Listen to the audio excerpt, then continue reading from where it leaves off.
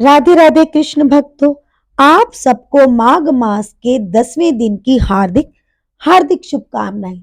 भक्तों, बाकी बिहारी की कृपा आप सब पर सदैव बने रहे। आइए माघ मास के 10वें अध्याय का श्रवण करते हैं। यमदूत कहने लगे कि हे वैश्य, एक बार भी गंगा जी में स्नान करने से मनुष्य सब पापों से छूटकर अत्यंत शुद्ध हो जाता है।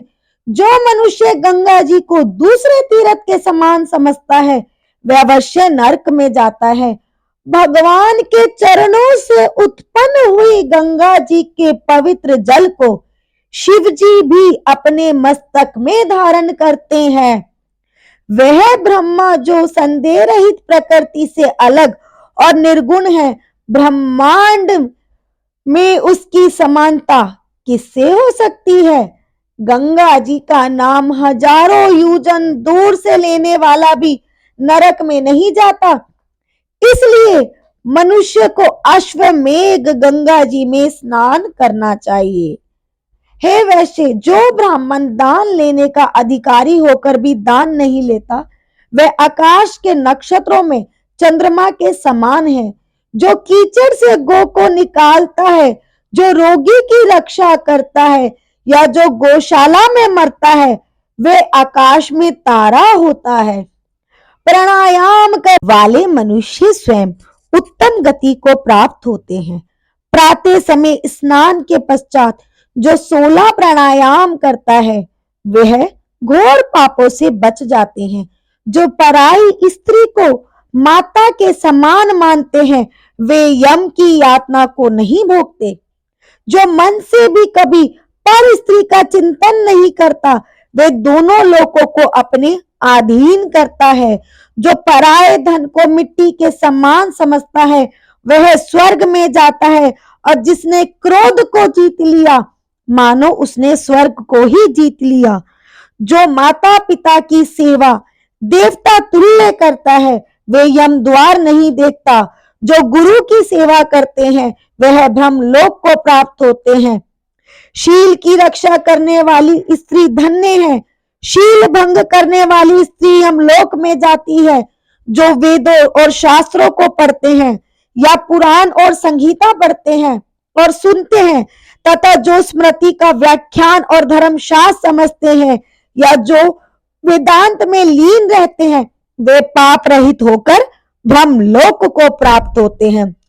जो अज्ञानियों को वेद शास्त्र का ज्ञान देते हैं वे देवताओं से भी पूजित होते हैं। यमदूत ने कहा कि हे वैश्य श्रेष्ठ, यमराज ने हमको वही आज्ञा दे रखी है कि तुम किसी वैष्णव को मेरे पास मत लाओ।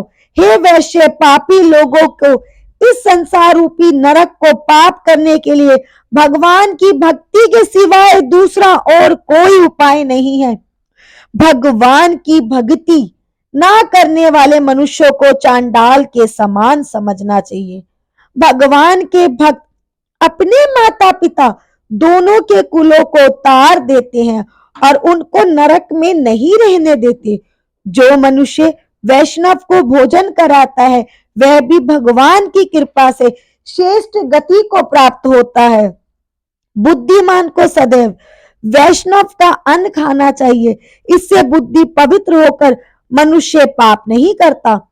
गोविंदाय नमः इस मंत्र का जाप करता हुआ जो मनुष्य मृत्यु को प्राप्त होता है वह परम धाम को प्राप्त होता है, इसमें कोई संदेह नहीं है।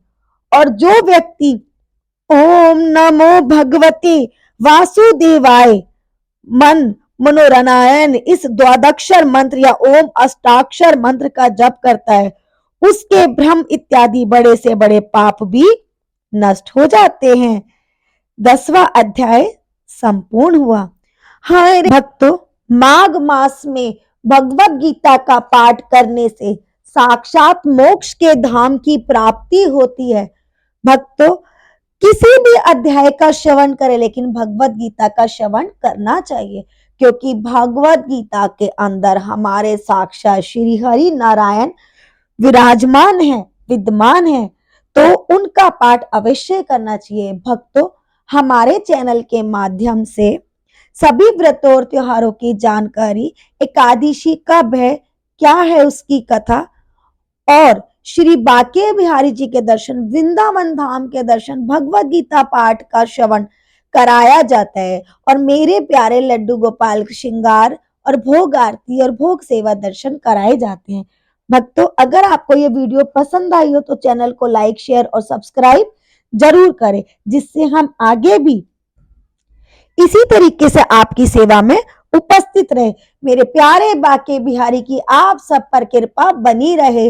राधे राधे। कुंज बिहारी श्री हरिदास। और अभी तक आपने हमारे चैनल को सब्सक्राइब नहीं करा हो तो सब्सक्राइब जरूर करें, जिससे हम आगे भी इसी तरीके से आपकी सेवा में उपस्थित रहे। कुंज बिहारी श्री हरिदास। श्रीमन नारायण नारायण।